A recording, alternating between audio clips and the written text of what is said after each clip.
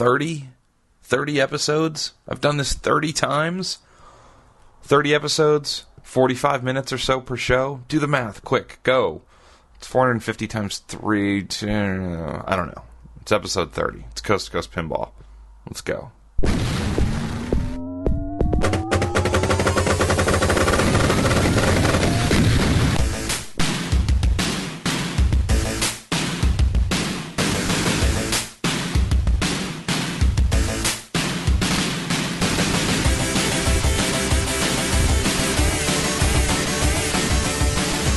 Welcome to Coast Pinball.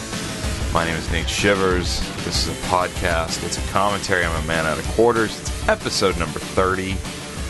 Here we are in October. It's Rocktober. I always wanted to say that. It's October 3rd. It's Thursday night. San Diego, California. Beautiful weather. There's a little chill in the air. Fall is here. Pinball prices are going back up. You know.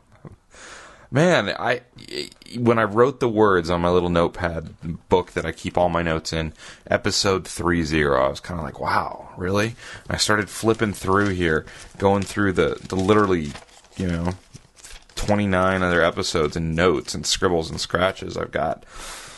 Hasn't been going on that long. It's interesting, I get this question a lot through Facebook and sometimes email. How long have you been collecting pinballs? How long have you been in the hobby? Somebody posted it on the Pinside forum the other day, that I seem new to the hobby. And, I am fairly new to the hobby. I have always loved pinball, but as far as owning and obsessing, it's only been, 3, 4, 5 years, somewhere in there. And then even at that point, I waded in kind of gently, tiptoed in, as they might say. And here we are, 30 episodes into this podcast. Thank you. I wouldn't probably feel as excited to do it, because I am. I drive Teresa nuts. She'll be wanting to, watch something else on TV or go to the gym or play tennis or something. And she's like, well, what are we doing? I'm like, I got to do a podcast. And I'm excited to come think about what's going on in this little niche hobby of ours and what we could talk about and what opinions I could throw out there and all that. I love it. It's fun. It's neat. And I think it's probably frustrating for someone who maybe has been in the hobby a lot longer to hear me at some point and think, oh, he doesn't know what he's talking about. I've been doing this for 20 years or whatever. And to you, and to whoever you are, because I'm sure you're out there, because I would probably be that way if the roles were reversed a little bit. Sorry, but that's part of what my show's about. My show is supposed to be about talking pinball from the point of view of someone obsessed with the games. I'm not a big industry insider. Absolutely not. Do I know some people in the industry? Yes. I have been contacted by, and reached out to some good names, some good people who have made their mark on the hobby. I'm not totally sure how to integrate that into this program. I need it to have the right feel. I don't want to just ask, if somebody said, here, you can talk to Pat Lawler for an hour. What am I really going to ask Pat Lawler at this point that he hasn't said at speaking engagements or done in interviews or been written about time and time again? If I could interview Pat Lawler, here's what I'd want to do. I'd want to take Pat Lawler on a pinball crawl in Brooklyn, New York, and go play a bunch of pinball machines. And I'd love to hear what a guy like that, who had this awesome history in pinball, has to say about different machines. That would be fun. I would like to take George Gomez to the Silver Ball Museum and watch him play games, or take him to play his own games and hear about the real inside from that point of view, not just briefly overviewing the history of all the games they designed and hear the Williams story again and again. I think that's pretty well documented, and I love that stuff. I do really like that, but I don't think that's what I'm about. So I'm more of the obsessed guy who will drive 30 miles out of his way to play, a game that maybe I'm just excited about. Heck, I'm the guy who'll drive 30 miles out of his way to play, an Iron Man game that he knows isn't working fully properly. So that's me. I don't know. But anyway, I don't even know what that was about. I read something today that kind of sparked me a little bit, and I kind of thought I would throw that out there. Something else I read today that was really good, and it popped up on my Facebook feed. Don from Don and Jeff's The Pinball Podcast, who I really like their show. They just had one recently. Actually, all the podcasts have come out recently. I'm about halfway through the new Game Room Junkies and about 0 minutes through the new Spooky Pinball. I hold off Spooky Pinball till I know I can like really, really dive in. Game Room Junkies has been kind of getting alternated on my drives to and from work with some other niche podcasts that I tend to listen to. But Don from the Pinball Podcast today posted a blog on his website, which I believe is thepinballpodcast.com. I'm going to it right now as I talk. Yes, it is thepinballpodcast.com. He posted a blog post, and it is entitled 974 Days, 3 Hours, 5 Minutes. And this is a story of Don ordering his Emerald City limited edition Wizard of Oz from Jersey Jack Pinball. He placed his order, and he's very exact about this, on January 25th, 2011 at 9:25 a.m. He just got it last week on September 25th. So that was 974 plus days he waited for that game. And I think back to January 25th, 2011, I hadn't even come to the company that I'm with yet. My life was very different. There may have been a Street Fighter 2 game in my life at that point, and not this beautiful Twilight Zone that's sitting behind me, or this Judge Dredd that still needs to find a new home. Different world. And that's a long time to wait for something, especially something that's is intrinsically sort of lusted after as a brand new pinball machine.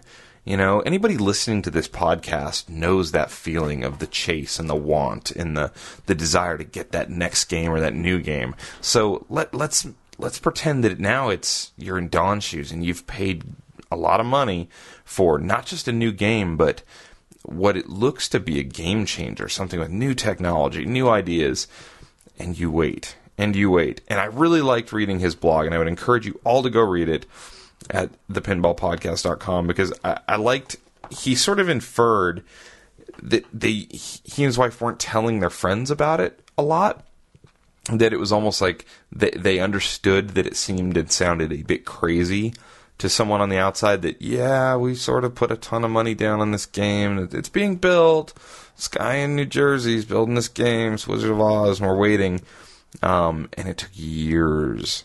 And it's a cool blog, and he really captures a lot of things pretty great. The way Jersey Jack strung everybody along and piece by piece would release little things. I hadn't been following it that close back then. I picked up on it probably in the last year or so. But before that, I had never seen actually this Whitewood video that was released way back when, like this 40-some second Whitewood video. So it's really interesting. It's a well-written blog. I really like it. I hope he gives the audio version, the vocal version of this on their next show next month, because I'd like to hear him kind of talk about specifically, you know, because it's a weird hobby. I have people ask me, it's gotten around my work a little bit. Somebody came up to me just literally yesterday and said, "Do you really host a podcast about pinball?" And, you know, I'm like, "Yeah." And they're like, "That's really weird." I'm like, "Yeah, I guess to you." So I totally get what Don's saying about it being sort of, you know, a tough wait and sort of odd to tell friends.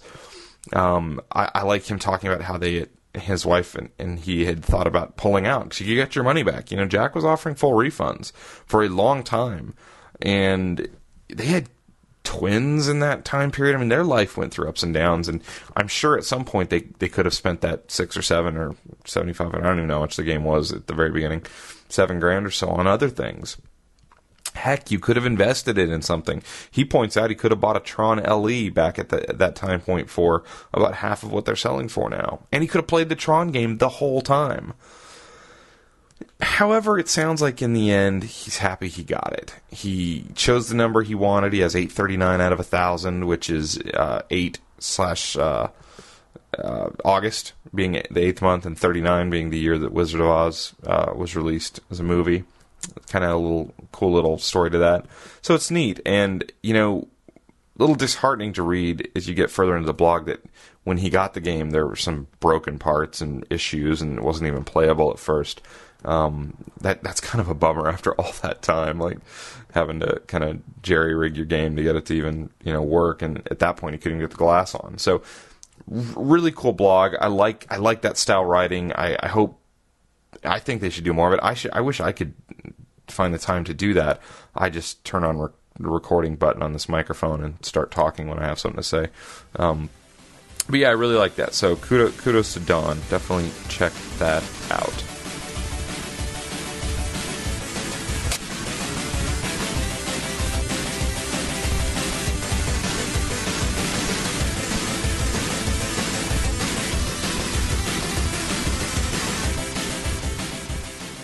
Forum static.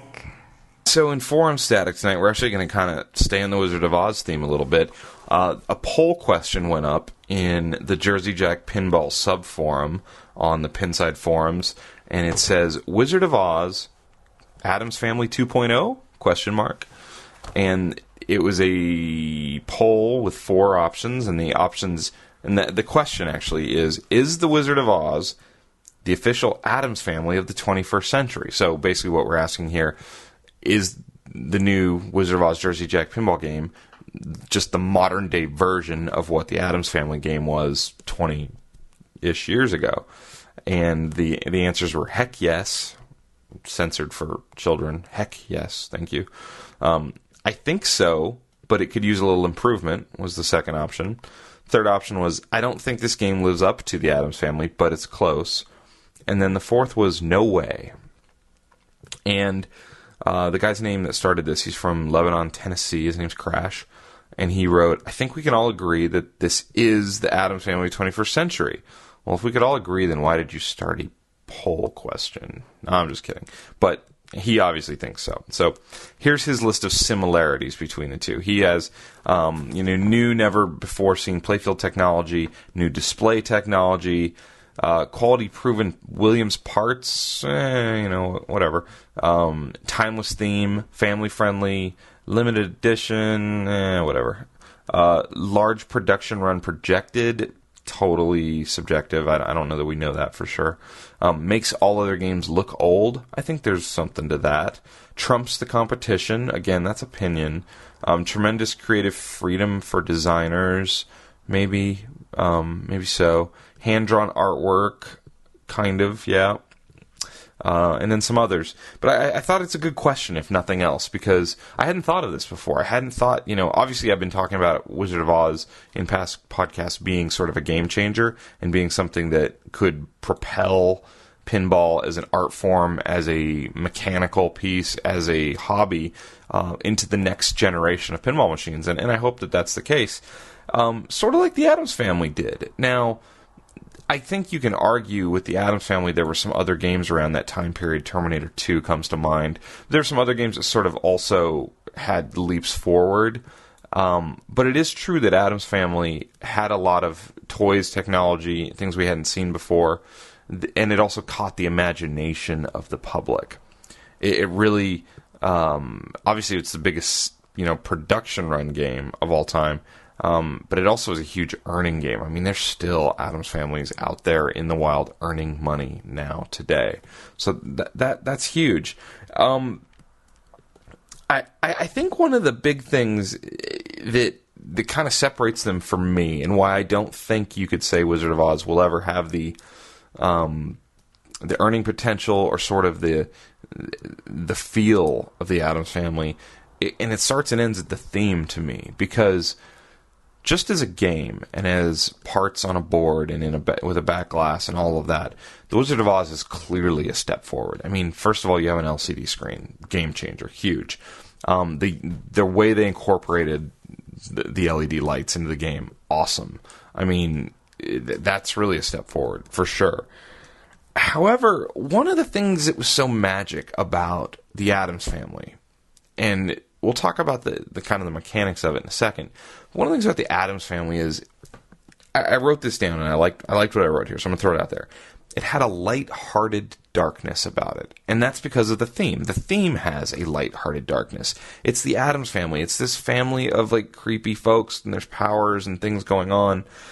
And that theme was lighthearted enough that kids and women weren't, like turned off by it. And plus it had to tie into this movie that was hugely successful, and also had this nostalgia part from the TV show that everyone knew and remembered. I know that when they were polling people on the Addams Family, when they were going to release that movie, they literally were walking up to people on the street, the movie execs, and humming the little intro to the Addams Family, like dun-dun-dun-dun, clap, clap, and people just said, oh yeah, the Addams Family. It was super recognizable. So that theme just drilled right into people. You saw that machine, it had an awesome look, and you sort of had some familiarity with it. It was tied into a big movie. You're there. So now that you're there, I think women and children were drawn in just as much as guys and men would be. But the fact that it was sort of haunted and creepy and, had that dark vibe to it, that sucked in the pinball crowd, the guys, the 15 to 50-year-old, and plus, even older than that, the guys that wanted to play pinball. And if you look at the pinball generation in 1992-93, you're looking at, guys who grew up in the 60s and 70s playing pinball. So if you're a teenager in the 60s and 70s, now you're, 40s, 50s, playing the Addams Family. Sure. I mean, it's amazing. And also, if you're 15 years old and you walk up to the Addams Family, how could you not think that was the coolest thing in the world? You weren't super spoiled on super high-def video games where you could have 10 of your friends on a headset and be running around killing bad guys. The Addams Family was amazing. So I think the theme just pulls it apart from the Wizard of Oz to me, because I like the Wizard of Oz. I'm a huge fan. I don't love the theme. And I don't blame them for going with the Wizard of Oz as a theme, but at the end of the day, I'm supposed to be Dorothy? Is that right? I'm playing as Dorothy? That instantly is sort of a little awkward. They can kind of get the darkness going just fine on the Wizard of Oz, because the Wizard of Oz has some dark stuff in it if you watch the movie. But here's the other kind of right turn in the road. The Addams Family had the lighthearted darkness. It also had a lot of humor. There's a lot of jokes and sort of kind of a sarcasm about that theme and the call-outs that integrated in with the game. The Wizard of Oz doesn't really have that at all that I've seen so far. Maybe they've got more coming, but I don't know. It's not in the movie. That movie's not really like that. There's a little bit of interplay with, the Cowardly Lion and the Tin Man, and I'll be honest, I haven't seen the movie in its entirety in years and years and years. But I just don't think it has anywhere near the modern kind of comic edge that the Addams Family did in the early 90s. Now, does the Addams Family still have it? I mean, you could argue yes or no. I still think it's pretty well put together. I still think it can make you chuckle a little bit. The call-outs are pretty great in that game. Wizard of Oz doesn't seem to have that. So there's this connection to the theme, to the game, that sort of can bring you in, lures you in. For me, the Twilight Zone does it to me, because you have this dark theme, you have Rod Sterling's badass voice, and his interpreted voice also, that's just so great. You have this kind of creepiness vibe to it, and the power, and it's even more so than the Addams Family for me. And I have major awesome memories of watching old black and white Twilight Zone episodes. So the Addams Family has a lot of that going for it.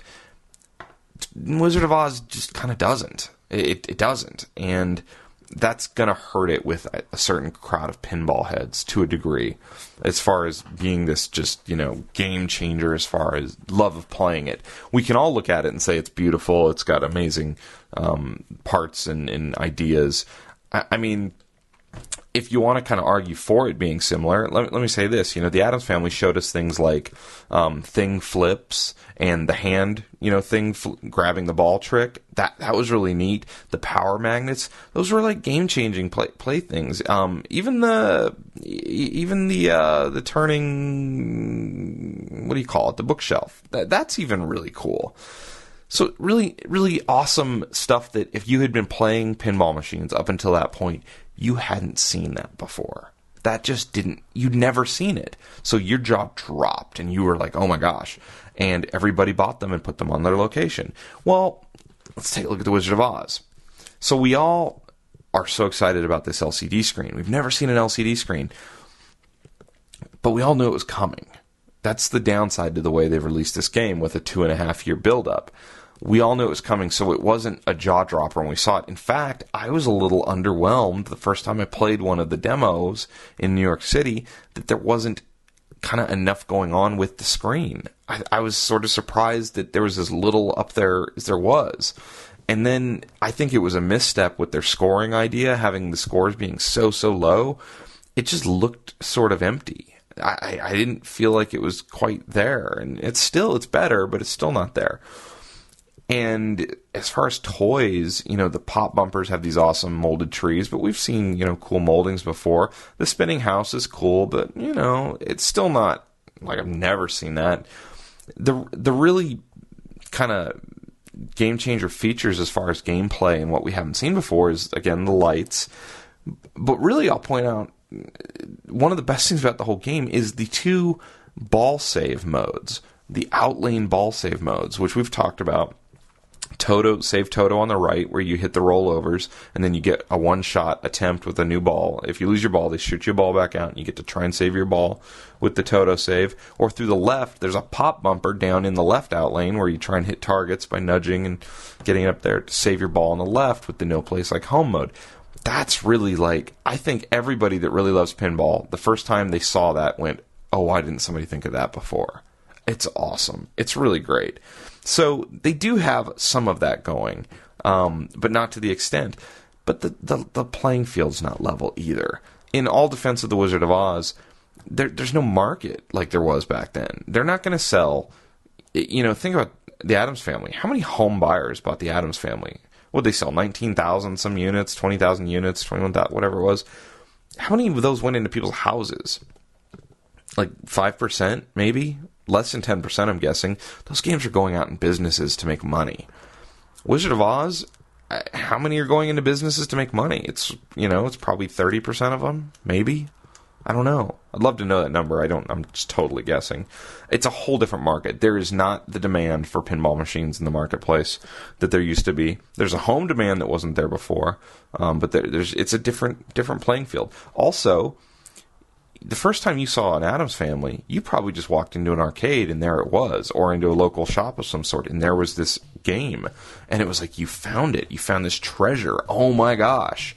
Well, Wizard of Oz, I had seen the playfield, I had seen videos, I kind of already knew what the game was before I ever saw one. So we have a very different dynamic in play there that I think makes it hard to really give them a great direct comparison. I like the thought process. I love that. I love to kind of dig down in the rabbit hole of comparisons like that and whatnot. So A for effort, but I voted no way. It's just too different.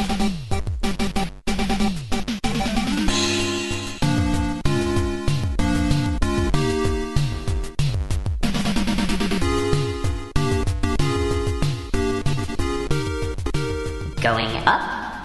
Going down. Going up, going down.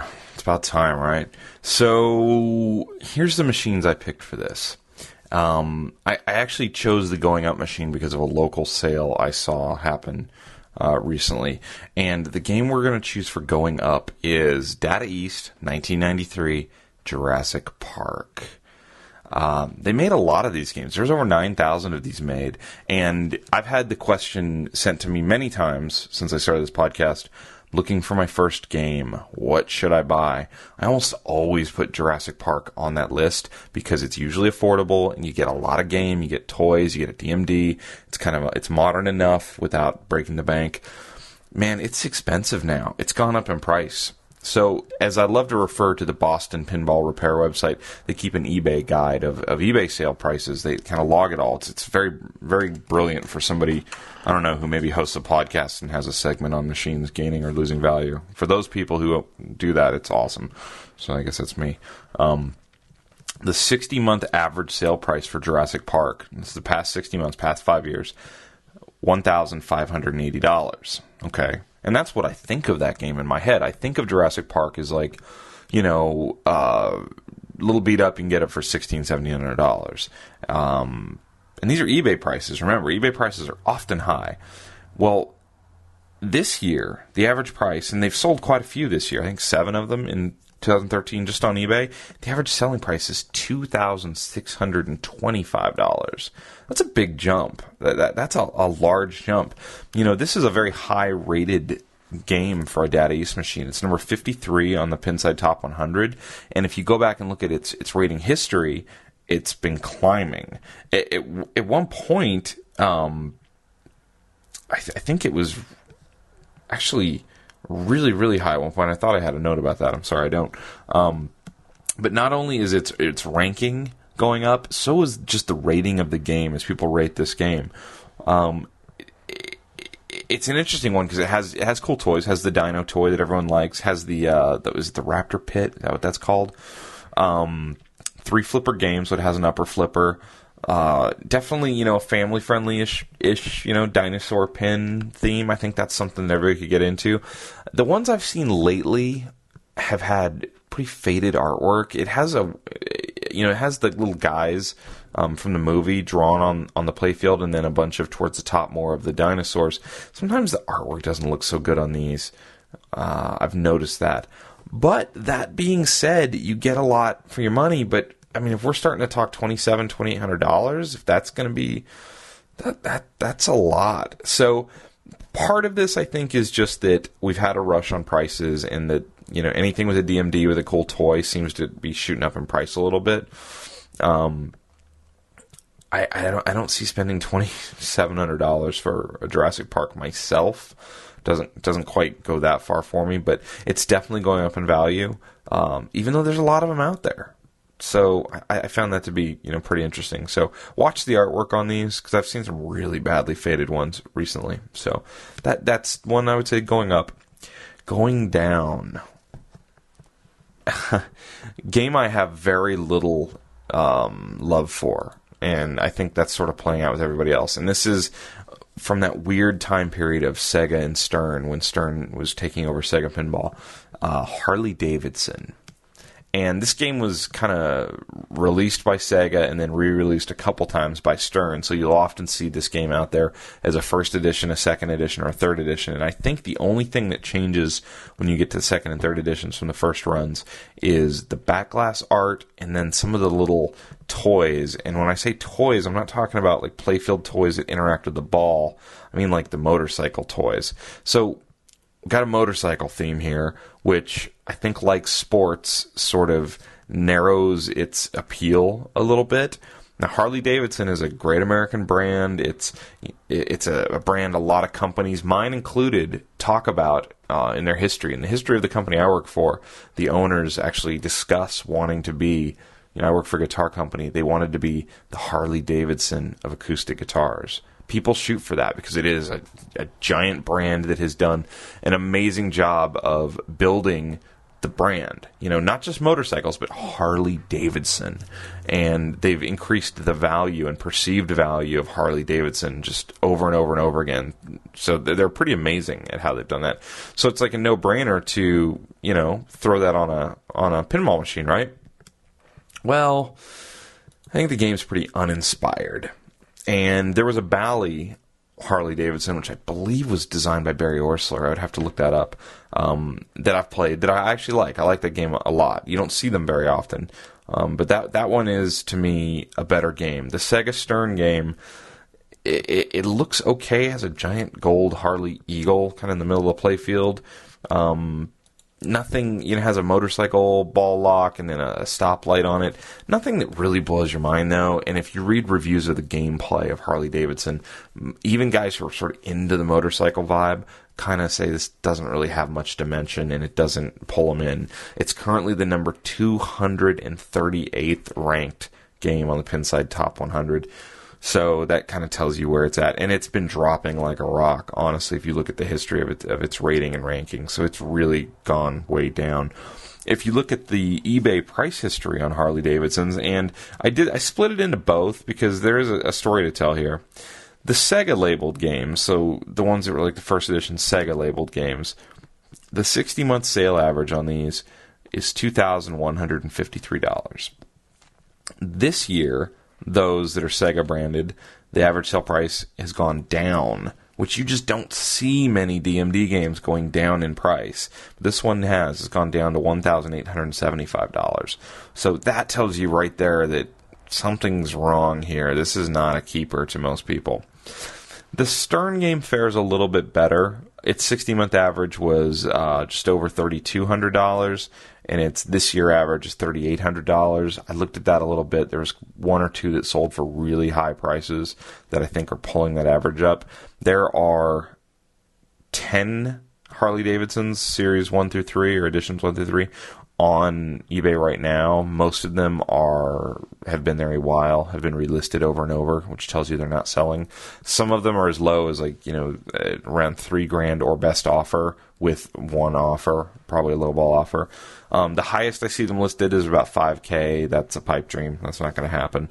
So, Harley-Davidson is a theme. I think in a boardroom with execs and money people sitting around, it's a no-brainer. We licensed Harley-Davidson. We'll sell tons of these. Biker bars, everything. Yeah. And I've seen them in bars like that before. I've also seen them in pinball museums where nobody's playing it. It's not real compelling. I don't think the back glass on any of these games really drew anybody in either. Very shallow rule set, just not that fun. At least the Bally one, if I remember correctly, you sort of toured across the country, kind of like Road Trip, or Road Show. Did I say Road Trip? Road Show? Red and Ted's Road Show. So anyway, there's Harley-Davidson definitely going down.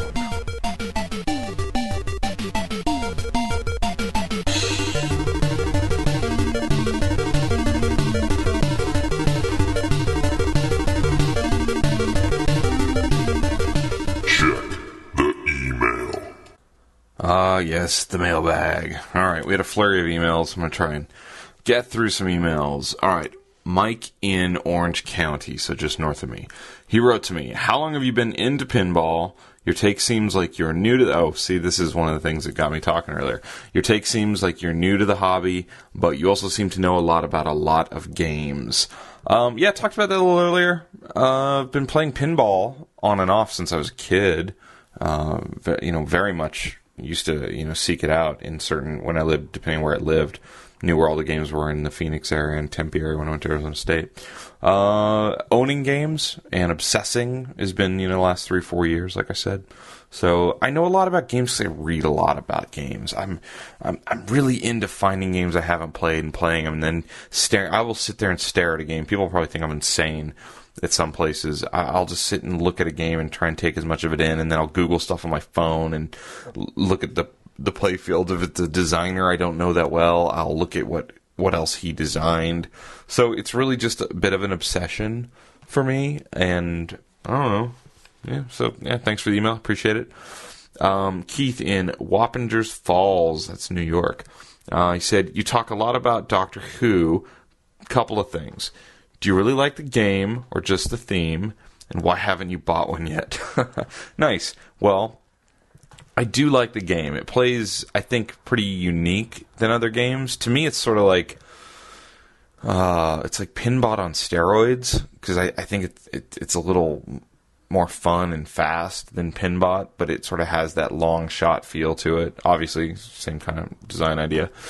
I do love the theme. I grew up watching Doctor Who on PBS. It was always on PBS.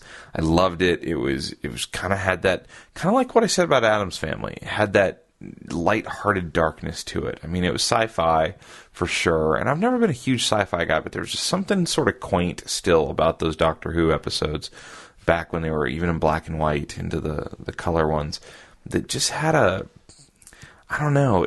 I felt like I was part of something that nobody else really knew about, too, because it wasn't on mainstream TV. It was on late on Saturday nights on PBS, and it just sucked me in. And so the fact that there's this pinball machine based entirely on those old Doctor Who episodes, it fits my head, my brain, and my eyes so well. So it's both. I do like the gameplay. I have a fear though that I would tire of that game as a game to play in my house. That bothers me a little bit because I won't say it's a one trick pony, but it's a 2 or 3 trick pony, I think, to some degree. So it worries me a little bit. Why don't I have one yet? I have not found one that I could justify the money on. The good examples of Doctor Who have definitely shot up in price. A lot of people are talking about that game right now. People are out looking for it. They've gotten a little expensive. In my head, when I really started looking for a Doctor Who, I was going to find a gently used one for under $2,000. And I don't know if I can do that now. They've gone up. I went and looked at one not too far back. I don't even know if I mentioned that on the podcast. Went and looked at a Doctor Who that I would have had to ship a little ways when I was out on the road. It was just not in good shape, and he was having issues with Time Expander, which is the big toy in the back of the playfield, and that just isn't what I'm looking for. I'd like to find one where the Time Expander's still working perfectly or has been redone, rebuilt. I don't want to fight that fight. I've read some horror stories on that one, so working on it, trying to get there for sure. Let's see what else we got here. Shane wrote me, and sorry I had to be that guy, but I only guessed the Space Cadet theme from a few shows ago. Oh, Shane's the guy. I'm sorry, I forgot who Shane was for a second. He's the guy that asked me to post the music. He actually, man, he found a couple of the songs that I posted on the podcast that were really obscure and really just can't believe he figured a couple of those out. And then he gave me some ideas for some other music, and I'll actually use one of those tonight for sure. He sent me a couple different really cool themes, the good music. And then he and I wrote back and forth a little bit, and he said, "You'll be surprised how well you do in the tournament." I was surprised I did okay. Thank you. Yeah, I was a little bit surprised. Adam wrote me, and he wrote me about the issue when you download the podcast, the name of my podcasts go away, and you get a jarbled bunch of mumbo jumbo. And we've addressed it before. It's not me. I name the podcast the MP3 files when I upload them. I do put all the info in there. I actually emailed again to my hosting site for Adam specifically and said, "Hey man, is there any way you guys could help me out? Because people are downloading these and just sticking them on MP3 players, and the title's not there." And the owner of the hosting, I'm going to read that email. I'm going to stroke my own ego just a little bit here. The owner, I already moved the email. Anyway, he wrote me back and basically said, "Hey, I love your podcast. I only listen to 2 podcasts, The Wall Street Journal and Coast2Coast Pinball."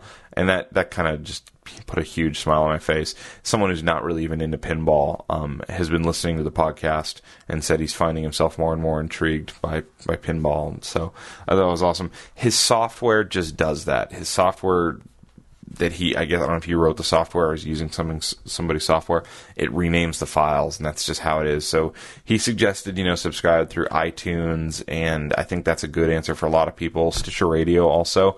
What I would also say is if you're downloading multiple episodes, just download it and then right-click and rename it as soon as you download it, with even just put, C2C episode 30 or whatever you're going to put. So sorry I don't have a great answer for you there.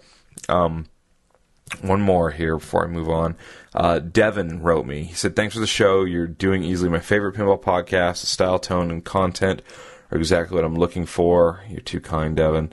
"I also travel a fair bit and play pinball on location, so your stories ring true. When I get back to North America, I'm going to feel like I'm in pin heaven." I think he's writing from Australia. Yeah, from Brisbane. "Right now, though, I'm in Australia.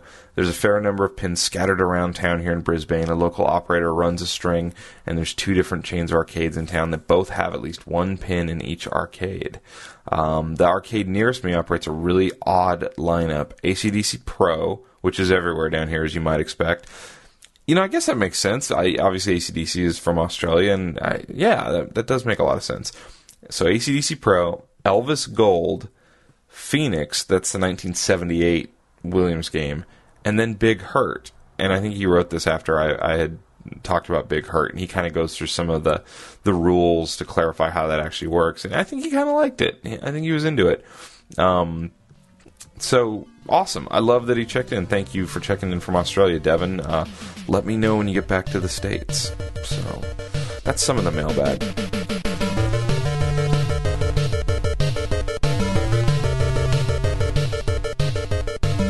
Call the people. Honestly, I don't think we could do episode 30 of Coast to Coast Pinball if we didn't go talk to everybody. So let's call the people. All right, first we're going to go to Birmingham, Alabama, and Taylor. Yes, hello. Taylor, what's going on? Not a whole lot. It's just Coast to Coast Pinball. This is Coast to Coast Pinball. It's Nate. How you doing, man? I'm good, man. Am I getting recorded right now? Dude, it's recording. We just go right into it. Awesome. There's no Let's setup. do it, We man. just do it. How are you doing? I'm good, man. How about you out there in Cali? I'm good, man. This is episode 30. It's a big milestone, I guess, or something. I don't know what that means. Right on, man. Government shut down, but y'all keep on trucking, huh? I don't need no government. So I looked at your profile. Okay, first off, Taylor's screen name, let me get this right, is Pork Chop Express. Yeah, paying a little tribute to Jack Burton and one of my favorite movies of all time, Big Trouble in Little China. There you go. I like it. And currently, Appreciate it, man. Is your collection up to date here? Is Demolition Man currently the game? Yeah, that's the game, man. First one, got it in August. In August. First 10. So you're sort of new to the hobby. Yeah, I've been checking out been playing for a while and checking out the pin side and other stuff, getting to know the hobby, but this is my first pin, man. Just got in, just picked one up about a month and a half ago. And where are you located? Birmingham, Alabama. Alabama, yeah. Kind of scarce on the pinball sales. Is there anywhere to play locally? I mean, is there a scene? Yeah, that's what I wanted to be on, man. I wanted to blow up Homer Brown and Bumper Nets in Birmingham, Alabama at the Galleria. He's a Stern distributor. He got the Star Trek in yesterday. Oh, did he? Have you gone and played it yet? Yeah, man. Yeah, it's awesome. You like He's it? got the Pro model there right now. Yeah, I like it a lot. It's got great flow. Shots and ramps are, I like them. They're real comfortable, at least for me. They're easy, got great flow, easy to play, So what is Bumper Nets? Have you checked it out yourself? I have not played it yet. I'm waiting for somebody locally to get one. Is Bumper Nets, what kind of place is that? It's got like 20 pinball machines, man. It's got all the new Sterns. Sometimes they go in and out because of course they're all for sale. If anybody wants to buy one. So it is sort of like a sales place. So he's selling the game to the public. I gotcha. Yeah. He's selling the games. He's a Stern distributor, so you can order from him and all that. But I just found the man. I live in Birmingham. I'm 33, and I just happened to find the place in the mall and just got back into pinball. Oh, that's great. That's good to see that popping up. Yeah, man, it's awesome, especially in a place like Alabama where we don't have a ton of places to play pinball. It's not like Cali or Minnesota or Chicago or Wisconsin or anywhere that like has a lot of collectors and a lot of we have good collectors here and we have a good group, but just low numbers. You know what I mean? So are there any other games out and about? Do you have bars that have games in the streets in Birmingham? Yeah, I got my buddy owns a brewery called Avondale Brewery here in Birmingham, and that's currently where I keep my Demolition Man, just trying to get people to play pinball, and it's a good spot for me to keep it. That's cool. So you keep your personal game at your buddy's brewery. I like it. Yep. Yeah, man. I figured if it was I just want people to play it, man. It's a lot, and it's cool to be able to drink beers and play pinball. And in Birmingham, that's the only place I know of. It's the only place, period, in Birmingham where you can go and have a beer and play some pinball. Wow. There's only one. There's only one pinball machine right now, but well, maybe you're starting it. Maybe you're starting the whole thing. That's cool. That's very cool. Thank you, man. Well, awesome, man. I try and keep these calls fairly short, but I appreciate your time, Taylor. No doubt. Dude, thanks for coming on Coast to Coast Pinball tonight, man. Episode 30. I appreciate it. Man. I enjoy your blog, man. I just happened to be up and figured if I could help, blow up my spot, if you're ever in the area, go check it out at Bumpernets, man. Absolutely. They got all the new ones, and it's just fun, dude. Thank you, dude. I really appreciate it. Hopefully you won't be stuck at the airport where you. That's what happens to me. We need to go to an airport. A lot of people don't come here for vacations. Not a vacation destination, but I've driven through. But it's good. We're blowing it up, man. We're trying to get bigger down here. Good. I love to hear it. Well, thanks again, man. Maybe I'll talk to you again sometime. Cheers, brother. Great. Take care, Taylor. Later. Next up, headed up to Champaign, Illinois, and Mark. Is this Mark? Is this Nate? This is Nate. What's up, man? You're on Coast to Coast Pinball. How you doing tonight? I'm doing all right. Where are you located, Mark? I'm in Champaign, Illinois. Oh, so you're like in ground zero for all of it, aren't you? Well, not too bad. I'm like in between Indianapolis, St. Louis, and Chicago off of interstate. So I guess you could say that.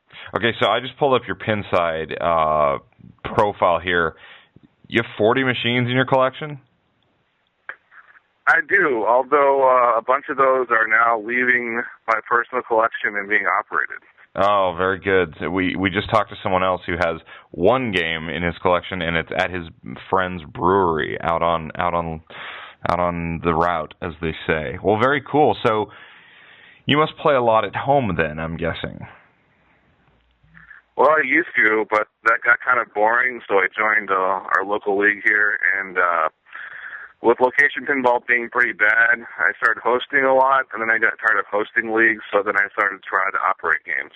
Wow, so how many of your games, you have 40 games, how many of those are going to go out on route in the Champaign area? Right now I have about 5, with potentially another 5 coming soon. And my brother and I are starting, hopefully, something up in the far southwest suburbs of Chicago, maybe a pinball arcade. Nice. But I moved about a dozen machines there over the weekend. Not sure how that's going to happen yet or what we're going to do. It's going to be a barcade, but that's about 100 miles north of here. So I've been running back and forth a lot trying to get things set up there. Oh, wow. I guess so.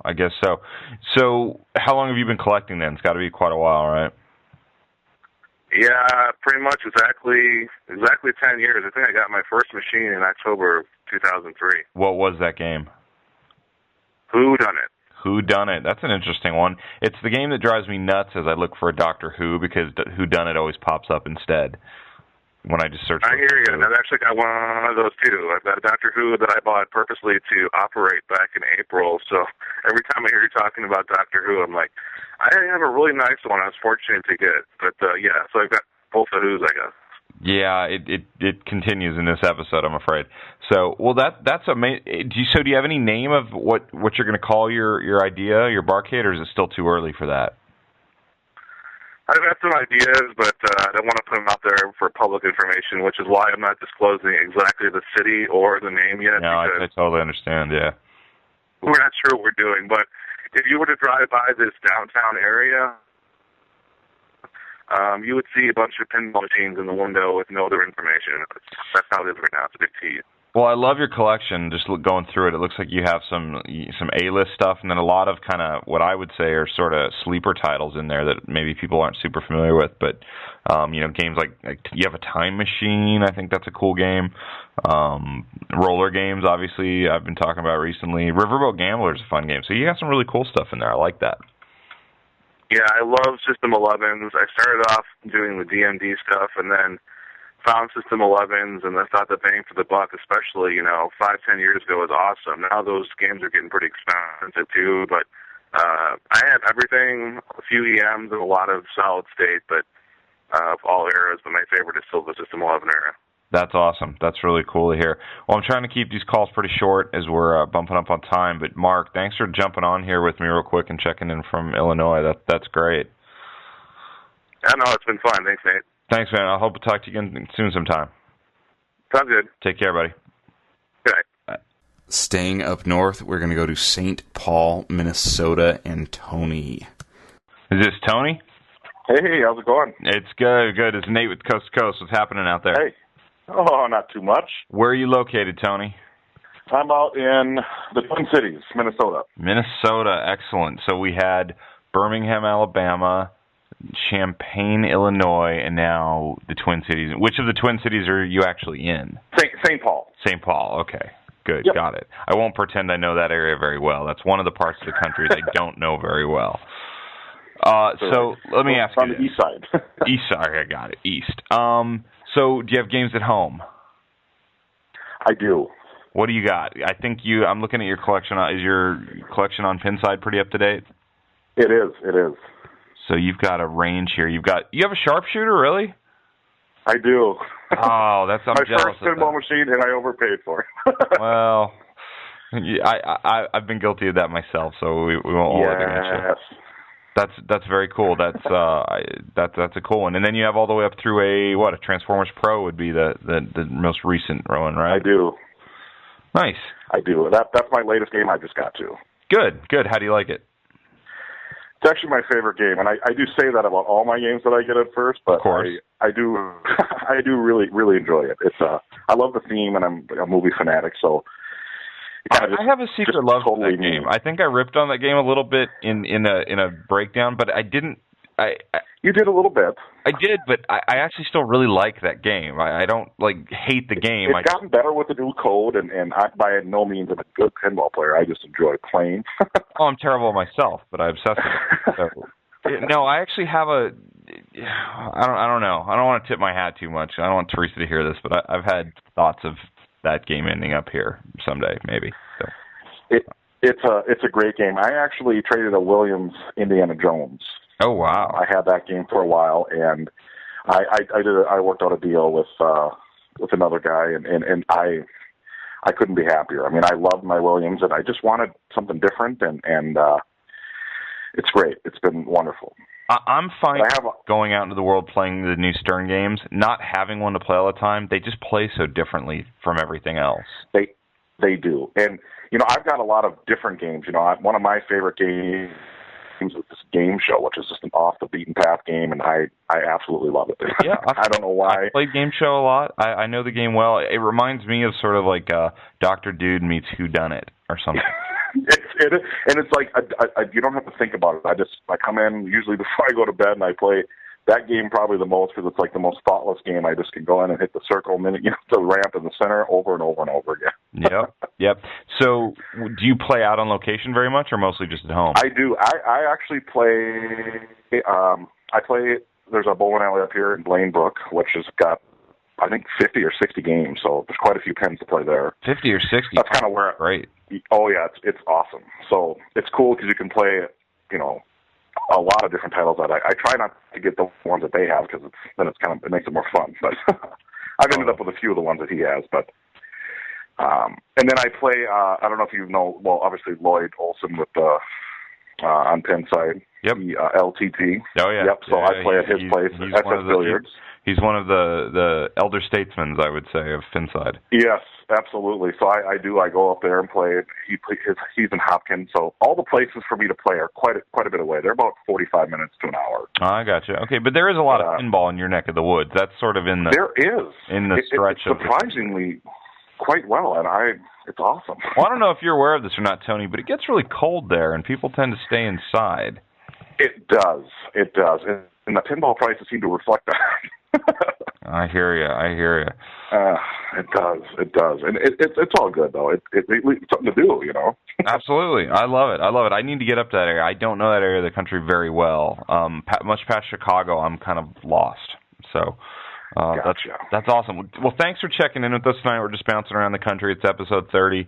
Wanted to talk to some folks, so I do appreciate you letting me give you a call tonight, and maybe we'll talk again some other time. I love your collection, so that'd be awesome. Well, it's an awesome show. Thanks a lot, man. I appreciate it, Tony. Thanks a lot, man. Take care. Have a good night. See you, buddy. You too, man. Later. Headed west, Central Valley of California, and Mark. Hello. Hey, is this Mark? Yes. Mark, Nate Shivers, Coast2Coast Pinball. How are you doing, man? Good. How you doing? I am good. I'm glad somebody from the West Coast is up. Everyone called me from the Midwest and the East. Well, that was kind of a last minute request from you, right? That's how I do it. I don't know that I'm going to do it. It's just kind of spur of the moment. That's how this show is sometimes. That's great. So where are you in California? I briefly looked and then didn't remember. I am in the Modesto Turlock area, Central Valley. Okay, San Jose probably, right? That area? I'm east of San Jose. I'm Fresno, Modesto, okay, Sacramento. Cool. Yeah. Gotcha. And I just pulled up your Pinside profile here. Looks like you own some games. What's your collection like? Looks like it's top notch. Right now, it's kind of a revolving collection. Right now, I have a Creature from the Black Lagoon, and I actually just updated the color DMD on that tonight. Oh, how'd it go? It's awesome. I bought the Sigma for it back at Pinagogo in May, and not realizing they were going to come up with the color version, and so it was great because it's just a free update. That's very cool. I've been tracking that. That's neat. That's one of them. How's your hologram on your machine? The hologram is good from my height. It's green. If I stand on my tippy toes, it changes color, but it's good for me. Nice. Nice. Very good. And yeah, so my plan on that, I just picked up a Twilight Zone about at California Extreme, actually. Excellent. And I was going to switch that Sigma into that. And then when they announced the color DMD for that about a week or two ago, I was like, oh, man, now I'm out another $400. I got to get another one for Twilight Zone. Yeah, I like the way those look with the white on Twilight Zone. I think that's really neat. Yeah, so I'm gonna go ahead and get that when I'm ready to shop that out. So I have a Twilight Zone as well. It's in the garage right now. I'm gonna do a tear down shop job and add a few things to it. I'm not gonna go crazy on the mods, but I'll do a couple of things. And looks like you got a Metallica in, right? I do have a Metallica. I got a limited. I was part of a group buy of 6 guys. We got a really good deal on it because of that, and I love it. It's awesome. I'm waiting for the next code update, but even as is, it's awesome. I got a subwoofer hooked up to it. It just thumps. That's the way to do Metallica for sure. That's awesome. So, do you play mostly at your place? Do you go out and play on location? I mean, you sounds like you're going to the shows. You guys are so lucky up there in that area where you have my location. Yeah, there's not a lot where I am. There was a bowling alley by me that used to always get the newest Stern, and they stopped doing that after Wheel of Fortune. I think they felt like they got burned by Wheel of Fortune, and then they stopped buying new ones, and they just went back to Family Guy, and that Family Guy's been in there for years. Interesting. That's really interesting. Yeah, there's a few other places, but they're pretty beat up, and it's not worth searching out. I have some other collector buddies around my area, and I'm part of the Sacramento Pinball Group, and they're pretty active. They've got, but I'm about an hour and a half away from most of the things going on for them. But I try to stay involved with them. We're pretty active at Pinagogo. And I host a barbecue for the SEC pinball guys, and that's awesome. That sounds like a great community you guys got going up there. I'm definitely going to be up at that show next year. That's on my calendar. I would have made it this year if travel hadn't already been so booked out ahead of time. Yeah, it's a great show, and it just got better. We had several guys from Sacramento Pinball Group that took it over, and they really did a great job and opened up a whole nother room to add machines, got a lot of guys to donate. Johnny O runs a tournament that's just awesome, and we got a swap meet going on now, and it's a great show. Well, that's excellent. Well, why don't we do this? When it gets closer to that time of year, we should check back in, and we'll do a little update on that, because I definitely want to try and be a part of that. Yeah, great. Cool. Well, I'm gonna head on out here. We're gonna get this show wrapped up and try and get it out on the air. Thank you for letting me give you a phone call, and I appreciate it. And I hope we talk again soon. No problem. Thanks, Nate. All right. Have a good night. You too. Bye. Now we're going to jump the Pacific and hit the coast of the Big Island of Hawaii. Eric. Is this Eric?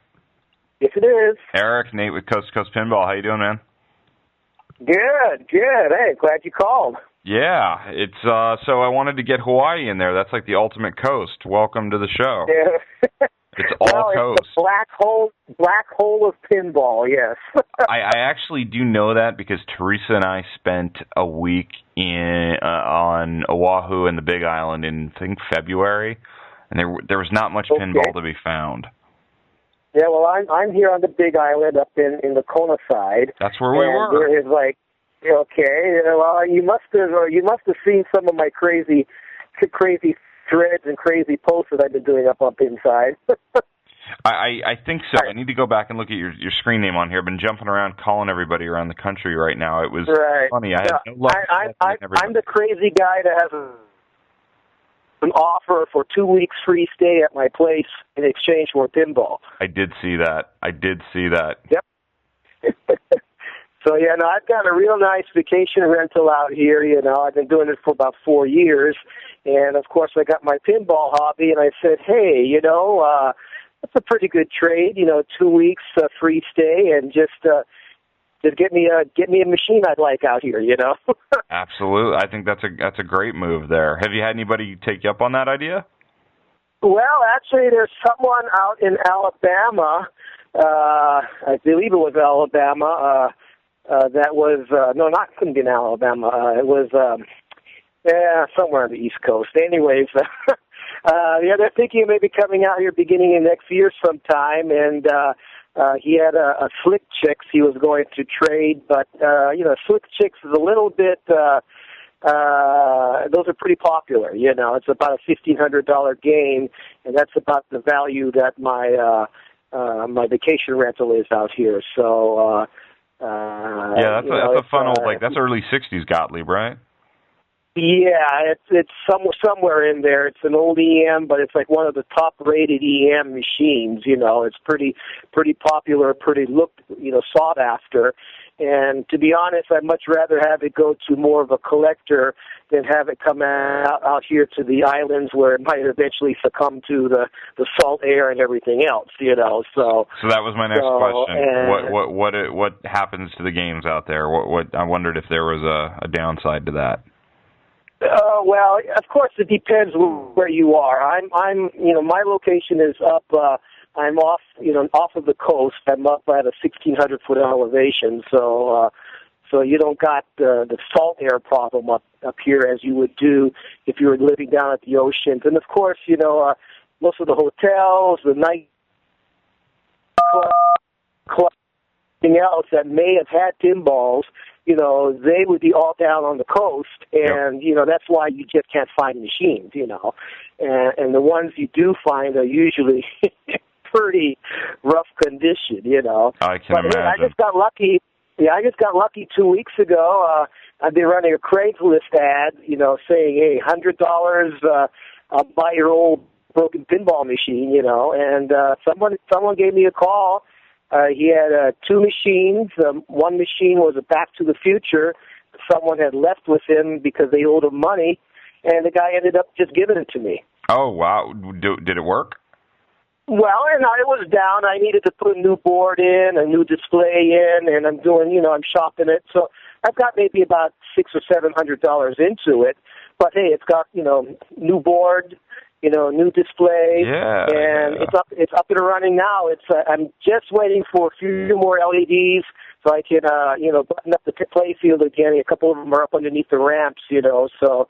And once I get them in, it's going to be, hey, time to play Back to the Future. Well, good for you. So that's a bad deal. No, that's not a bad deal at all. And I think that's not a bad game. I see the other games you have are 70s games, so that's a nice mix in there. Get a Back to the Future. Yeah, well, that's what I was looking for. I'm kind of an old school guy. I'm 54 years old, and I started this hobby about. It was about 4 or 5 years ago when I was in LA for a couple of years at my fiance's place, and She had gone back home to Thailand, so I was taking care of her place.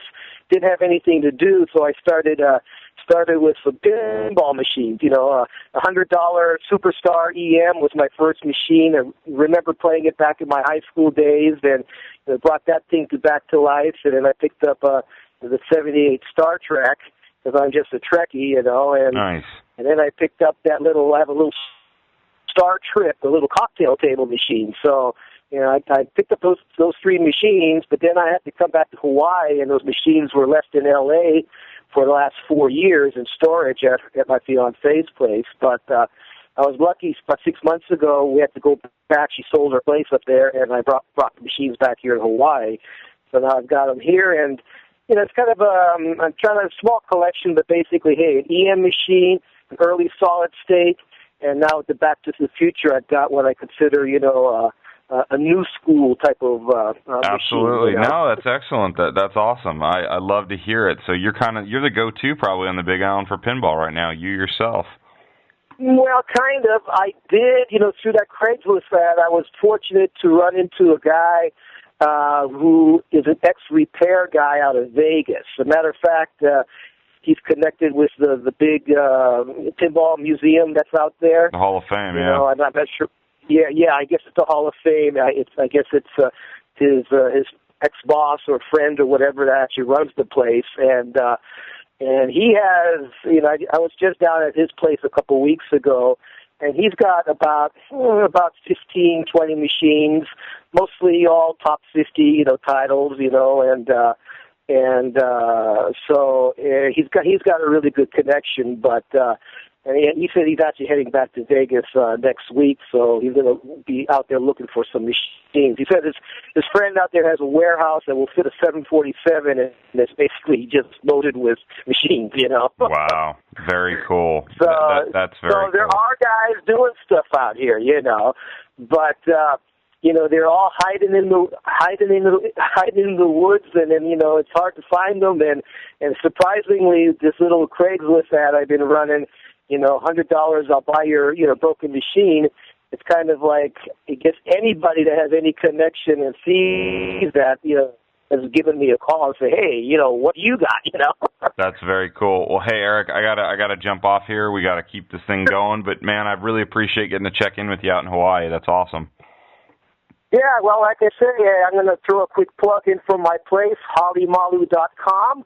Anyone wants to come out here and play some pinball in Hawaii and stay at my place, just look me up, and or just look me up on Pinside. My handle out there is Jags on Pinside. So there you go, Jags on Pinside. Do it up, Eric. Thank you very much, man. I hope to talk to you again sometime.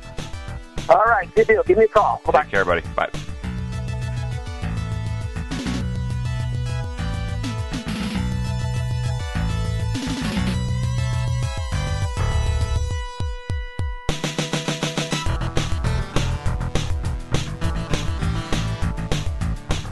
There it is, episode 30 in the books. I think we went a little long here tonight, but we had to talk to the people. That's so fun. See, I just keep meeting all these great people in this hobby and around this quirky little obsession that we have. So that's awesome. Thank you guys for taking your time out with me. Thank you guys for listening and downloading. You can find us on iTunes, Stitcher Radio, Coast2CoastPinball.com. You can email me directly at Coast2CoastPinball@gmail.com. You can message me on Pinside at C2C Pinball. Twitter's the same thing, C2C Pinball. So, thanks a lot. We will see you soon on episode 31, and enjoy yourselves.